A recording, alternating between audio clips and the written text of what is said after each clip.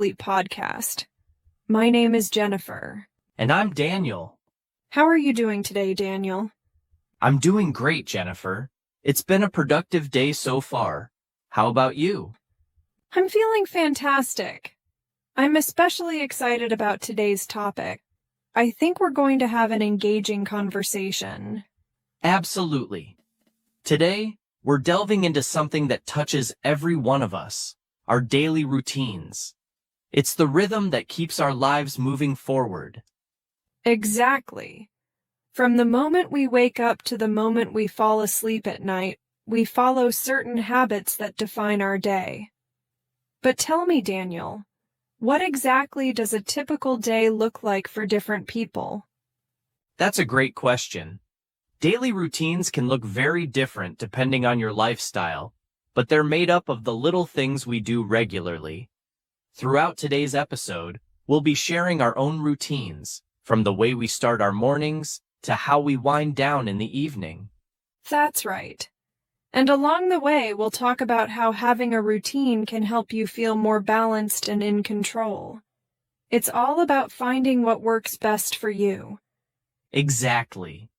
But before we dive into that, I'd like to introduce our vocabulary expert, Crystal. After each section, she'll break down key words and phrases to help you grasp the language better. Crystal, we're excited to have you with us today. Thanks, Daniel. I'm happy to be here, and I can't wait to help our listeners break down some vocabulary along the way. Wonderful. Let's begin with the morning routine. So as a student, my mornings are pretty structured. I usually wake up around 7 a.m. and I take a moment to stretch and breathe before I get out of bed. It's a gentle way to start the day, and it helps me feel more alert. Then I head to the bathroom to brush my teeth and wash my face. It's a refreshing start. That sounds nice. I wake up a bit earlier, around 6:30 a.m., since my job requires me to start early. The first thing I do is drink a glass of water to hydrate, and then, like you, I brush my teeth and wash my face. It really sets the tone for the day ahead. Exactly. Hydrating first thing in the morning is such a good habit. After that, I have a light breakfast, like oatmeal or toast, just something simple to get my energy up before classes. Breakfast is essential for me, too. I usually go for eggs with toast, or sometimes I mix it up with a smoothie. After breakfast, I take a few minutes to check my emails and review my to-do list, so I know what's on the agenda for the day. I do the same. I check my class schedule and make sure I'm ready for the day ahead. It's always nice to feel organized before jumping into things. Absolutely. Having that calm, organized start to the day really makes a difference. Now, to help our listeners dive deeper into the vocabulary we've just used, let's hand it over to Crystal. Crystal, could you walk us through some of the key terms from our morning routines? Absolutely, Jennifer. Let's take a closer look at some key vocabulary from your conversation. Stretch. To extend your body or limbs to loosen up your muscles, which Jennifer does to ease into the day. Hydrate. To give your body water. Daniel starts his day with a glass of water to hydrate himself. Light breakfast. A small, simple meal in the morning, like oatmeal or toast. Jennifer prefers a light breakfast to get her energy up for the day. To-do list. A list of tasks you plan to complete during the day. Daniel reviews his to-do list every morning to stay organized. Those are some useful terms from your morning routine. Now, back to you, Jennifer. Thanks, Crystal. I think understanding these terms in context really helps our listeners absorb them better. Absolutely. And now that we've got the morning covered, it's a great time to move on to the afternoon routine. Shall we, Jennifer? Sounds perfect, Daniel. Afternoons for me are when I'm most focused. I usually have classes or study sessions, and I try to take it one step at a time. If it's a long study session, I make sure to take short breaks to stretch and move around. It helps keep my mind fresh. That's a smart approach. My afternoons are usually the busiest part of my day, with meetings or project work. But like you, I make sure to take breaks, even if they're just a few minutes. I find that stepping away from the desk to stretch or get a snack really helps me recharge. Exactly. Breaks are so important even if they're brief. After lunch, I regroup and prepare for the second half of the day. Lunch is typically something light, like a salad or a sandwich. I don't like to eat anything too heavy, as it can make me feel sluggish. I agree. Lunch is usually around noon for me, and I like to step away from work completely.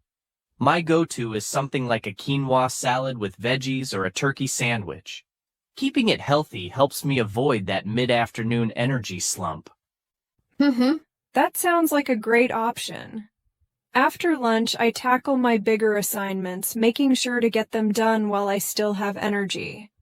It feels good to wrap up those important tasks before the day winds down. Yeah, I do the same. After lunch, I focus on key projects that require my attention and try to knock them out while I'm still feeling productive. All right, Crystal, could you take us through the vocabulary from our afternoon routines? Certainly, Daniel. Let's break down some of the key terms. Focused. Giving your full attention to something, like how Jennifer stays focused during her study sessions. Recharge. To regain energy, which Daniel does by taking short breaks throughout the day. Regroup. Taking a moment to organize your thoughts and prepare for the next part of the day. Sluggish. Feeling slow and lacking energy, which can happen after a heavy lunch, but both Jennifer and Daniel avoid that by eating light. Knockout. An informal phrase meaning to complete tasks or finish work efficiently. Daniel said he likes to knock out his key projects while he's still productive. Energy slump. This refers to a dip in energy, usually in the afternoon after lunch. Daniel mentioned avoiding an energy slump by eating a healthy lunch. Those are the key words for the afternoon. Now, let's shift to the evening routine. Back to you, Jennifer. Thanks, Crystal. That was really helpful. It's amazing how just a few key words can really make things clearer. Exactly. I love how practical these terms are. You can use them every day. All right, let's wind things down by talking about our evening routines. Evenings are when I like to unwind and relax after a busy day of classes. After dinner, I usually take a short walk or do some light stretching to help me de-stress. It's a peaceful way to close out the day. I totally relate to that. After work, I make time to relax too, whether it's listening to music or going for a walk. Dinner is usually around 7 p.m. for me, and it's something simple but satisfying. I like grilled salmon with veggies or a stir-fry with rice. That sounds delicious. My dinner is usually something quick and easy, like pasta with vegetables or a rice bowl. Once dinner is done, I always make sure to brush my teeth and wash my face. It's such a small part of my routine, but it helps me feel refreshed and ready for bed. Oh, definitely. Brushing my teeth and washing my face feels like pressing the reset button after a long day. It's a simple way to shift into relaxation mode. After that, I usually wind down with a book or a cup of herbal tea before bed. That sounds really calming. I also avoid screens before bed, instead spending some time reading or listening to music. I aim to get to bed around 10 p.m. so I'm well rested for the next day. Same here. I stick to a consistent bedtime too, around 10:30 p.m., and it's amazing how much better I feel the next day when I get a full night's sleep. All right, Crystal. One last time, could you walk us through the vocabulary from our evening routine? Absolutely, Jennifer. Let's go over the key phrases from your evening routines. Unwind. To relax and let go of stress, like what Jennifer and Daniel do after a busy day.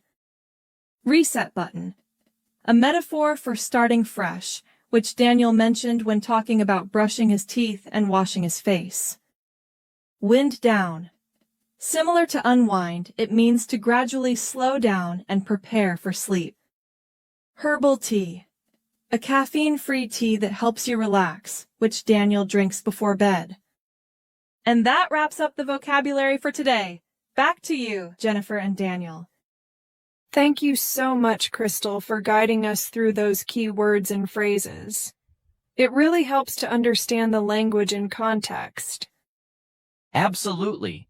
It makes it easier to remember when we see how the vocabulary fits into everyday life. So, we've shared our daily routines, from morning to evening, and touched on how important it is to create balance throughout the day. Exactly. Whether you're working, studying, or just trying to structure your day better, having a routine that works for you is key to staying organized and feeling in control. And remember, it's not just about staying productive. It's about taking those moments to relax, recharge, and take care of yourself. All right, well, that's all for today's episode. We hope this conversation gave you some helpful insights and tips for your own routine. A big thank you to Crystal for breaking down the vocabulary today. We really appreciate